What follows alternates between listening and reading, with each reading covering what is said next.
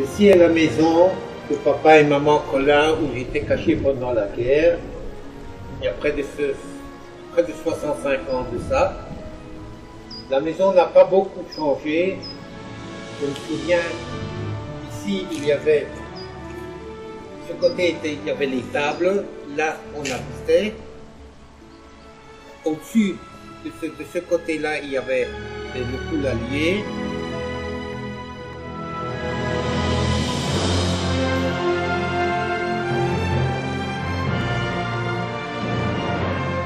En 1940, lorsque les Allemands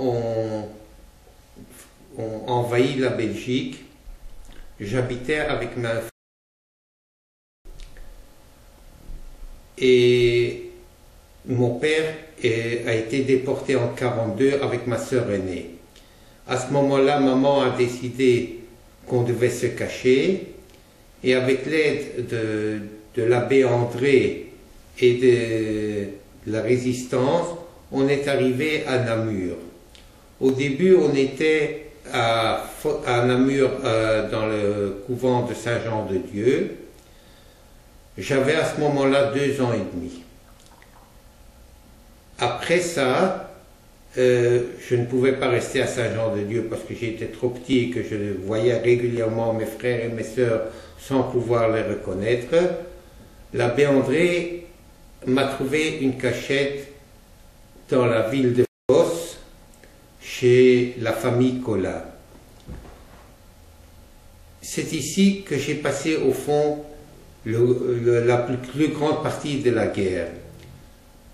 J'étais à Fosse depuis l'âge de à peu près 3 ans. Je n'avais pas tout à fait 3 ans quand je suis arrivé chez la famille Colin et j'avais presque 6 ans quand j'ai quitté. La famille Colin était une famille qui consistait de papa Alphonse, Ferdinand, papa Ferdinand, maman Léonie, il y avait Bobby, Alphonse, je crois qu'il s'appelait, mais on l'appelait Bobby, et Madeleine, qui avait à ce moment-là 10 ans. Mes parents ont hébergé Jacques donc dans les années de guerre, alors que moi j'étais réfractaire. Je l'ai connu au passage, si vous voulez, brièvement. C'était plutôt ma soeur qui s'occupait de lui, avec mes parents, donc. Hein. Mais papa s'était enfoui des travaux forcés du mur atlantique et ils devaient tous les deux se cacher. Et malgré ça, maman Léonie a accepté encore un enfant juif chez elle. Et comme elle était tout le temps occupée fallait faire marcher la ferme et que papa et Alphonse devaient se cacher tout le temps, c'est principalement Madeleine qui s'est occupée de moi. Eh bien, je suis Madeleine, je suis la grande sœur de Jackie. Pendant la guerre, les années 42, fin de l'année 42, nous avons eu ce petit garçon chez nous comme enfant caché. Et mon père était prisonnier politique, mon frère était réfractaire, donc quand les amants venaient voir après, je devais m'échapper, je devais partir avec lui. Et on est rentré, papa devait partir au travail à la fondue de Tamène. Et comme il était en train de se préparer, déjeuner, moi j'étais aussi dans la cuisine. Là qu'on rentrait, il était quoi, 5 h du matin, peut-être, parce qu'il fallait que je me cache aussi, moi. On ne pouvait pas me voir dans les environs. Et tout d'un coup, par la petite fenêtre qui se trouve dans le coin de la cuisine, j'ai vu toute une bande d'Allemands dans la cour. J'ai crié à mon père, là les boches. Allez, faut courir vous. Et j'ai fait un 100 mètres en un temps record, je suis mon batteur record, à pieds nus pour m'arriver au bout de mon jardin où il y avait une haie.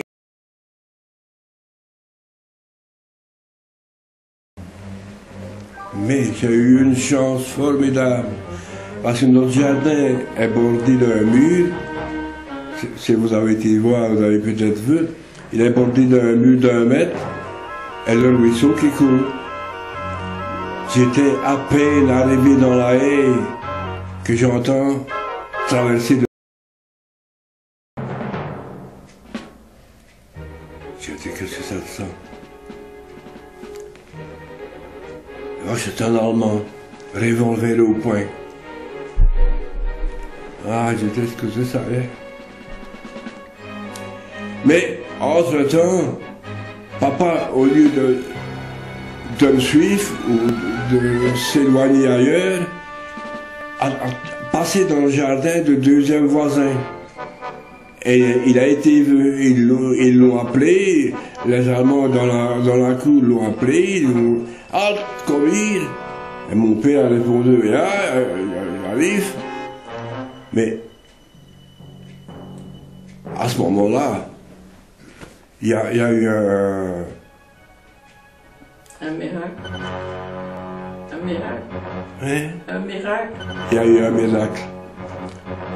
Parce que l'Allemand, en arrivant à ma hauteur, il vous dit, il y a eu un miracle. Il a rengaidé son pistolet. Parce que dans le jardin, donc, les Allemands avaient crié, il a communiqué avec eux, on le tient, ou l'on tient un, ou... Donc, quand les Allemands venaient voir après, je devais m'échapper, je devais partir avec lui. Et ça s'est bien passé, parce que nous étions toujours prévenus que les Allemands allaient arriver, mais nous n'avons jamais su par qui. Et au fond du jardin, il y avait une sortie vers le ruisseau dans lequel, à côté duquel Marie-Madeleine m'emmenait me promener quand les Allemands venaient chercher papa et maman. Et Alphonse.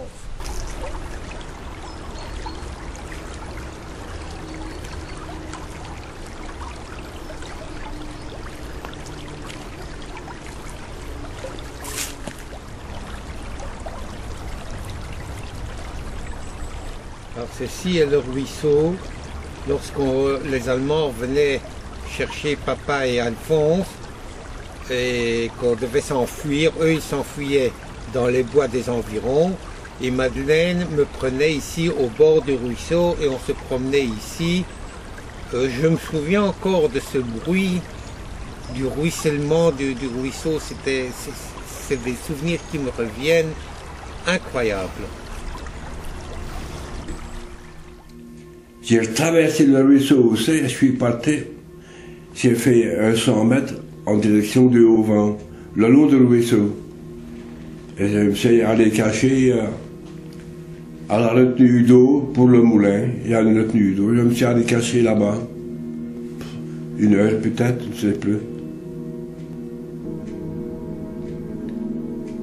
Je reviens tout doucement. Je grimpe au mur parce que de fait il y avait un mur au long du ruisseau. Il fallait escalader pour arriver dans le jardin. Et j'écoute. J'entends ma mère qui pleure.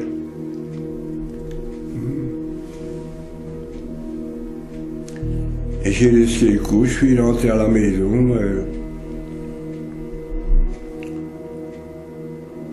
Maman m'a dit, ah, ils l'ont pris pour ça.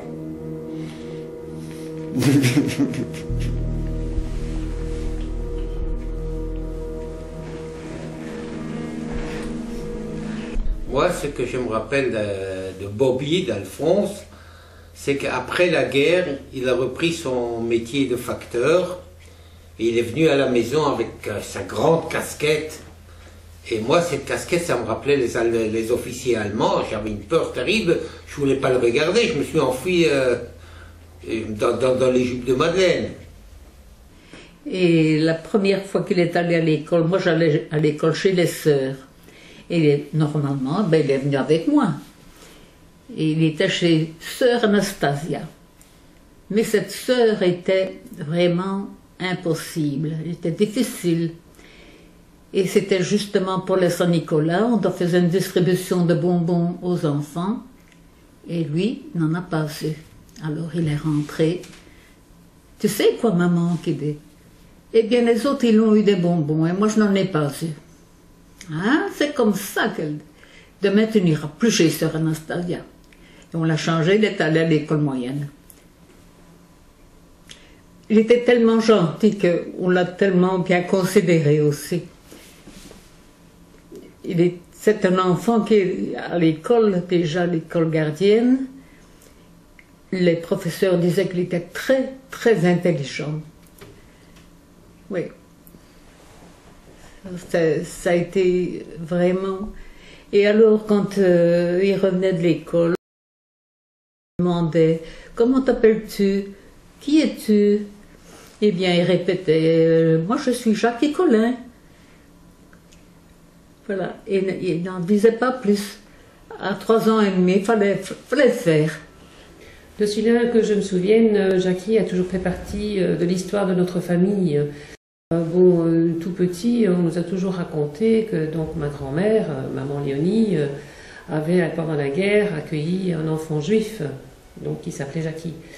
Pour nous, on trouvait ça quelque chose de formidable parce qu'à cette époque, évidemment, mon papa, donc Alphonse, était caché, mon grand-père, il s'était enfoui, et quelque part, ma grand-mère se retrouvait finalement juste avec sa fille, et ce petit a élevé dans des conditions peut-être quand même assez dangereuses malgré tout, mais elle l'a fait, parce que je pense que ma grand-mère était une dame qui avait un caractère assez fort et qui, je pense, a relevé sans problème le défi donc d'élever chez elle un enfant caché. Et nous, en grandissant, chaque jour de Nouvel An, on se retrouvait tous chez ma grand-mère pour le repas du Nouvel An. Et on savait bien, là, tous les midis, le jour du Nouvel An, il y avait un coup de fil qui se donnait dans la pièce où on était, et tout le monde s'arrêtait, et tout le monde disait « Ah, ça c'est Jackie !»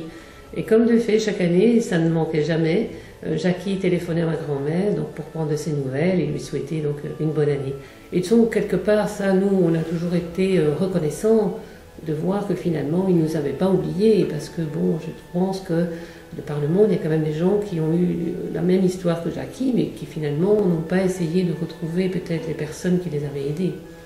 Et même au niveau des Belges, il y a des Belges qui se sont aussi cachés, même en France ou plus loin, et qui, eux, n'ont pas peut-être fait non plus cette recherche de dire, je retourne vers ces gens qui m'ont caché ou qui m'ont aidé, et pour les remercier, quoi. Enfin, Jackie n'a jamais manqué, il a toujours été fidèle à travers les années.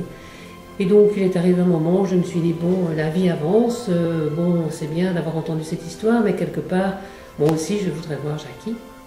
Et donc, l'année dernière, je me suis dit, dans le fond, c'est un peu bête, Jackie est vivant, il n'est pas tellement loin de nous, pourquoi pas essayer de le rencontrer. Et donc, par l'intermédiaire de ma tante, l'année dernière, nous sommes arrangés pour se retrouver.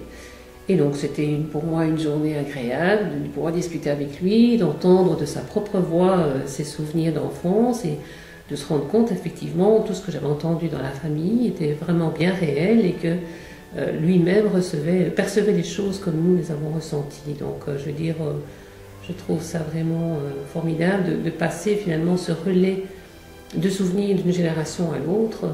Et je n'aurais pas voulu dire que cette chaîne se casse, quoi. J'étais caserné à Düren et j'avais décidé qu'un jour que je vais aller voir maman Collin.